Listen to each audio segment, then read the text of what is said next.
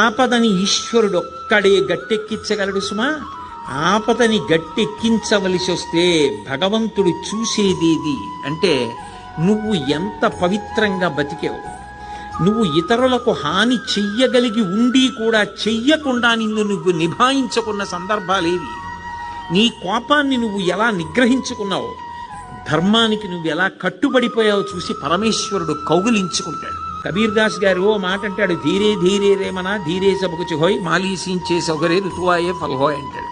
ఇవాళ విత్తనాలు పెట్టి నేను బిందెలు నీళ్లు పోస్తే జామ చెట్టు వచ్చి కాయలు కాస్తుందా? ఇవాళ విత్తనం పెట్టి కొద్ది కొద్దిగా నీళ్లు పోస్తే ఒక 5 ఏళ్ల తర్వాత చెట్టే విరగ కాస్తుంది. ధర్మాన్ని నమ్ముకున్నవాడు పాడవడు. ధర్మానికి ఫలితం శాశ్వతమైన ఫలితం కాలంలో కనపడుతుంది. ఆనాడు ధర్మం పట్టుకున్నవాడు ఎంత గొప్పవాడో మిగిలిన వాళ్ళకి కూడా ఆదర్శం అవుతాడు. ధర్మం వదిలినవాడు నశించిపోతాడు. అది నిరూపించాడు భాగవతం ప్రారంభంలోనే.